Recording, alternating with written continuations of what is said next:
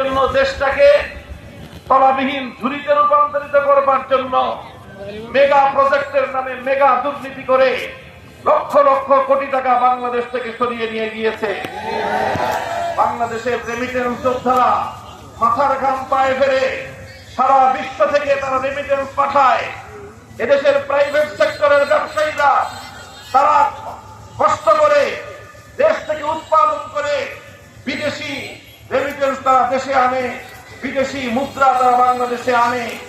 আর সেই টাকা দিয়ে বাংলাদেশ যতটুকু উন্নতির দিকে যায়, শেখ হাসিনার সরকার বিগত 15 বছর ধরে সেই সমস্ত টাকা অবাধে লুটপাট করেছে। এটা করেছে শুধু টাকা লুটপাট করার জন্য না, একটা মানুষের আর একটা পরিবারের কত টাকা লাগে এটা করেছে বাংলাদেশের মানুষের কাছ থেকে প্রতিশোধ গ্রহণ করার জন্য। এদেশের মানুষ যেন মাথা উঁচু করে দাঁড়াতে না পারে, এদেশের মানুষ যেন বিশ্ব দরবারে স্বকীয়তা নিয়ে, নিজস্ব আইডেন্টিটি নিয়ে বিশ্ব দরবারে যেন মাথা উঁচু করে দাঁড়াতে না পারে, এই জন্য তিলক ওয়ালি মুখ্যমন্ত্রী বাংলাদেশটাকে ভারতের সেবা দাসে পরিণত করতে চেয়েছিল। এটা ছিল শেখ হাসিনার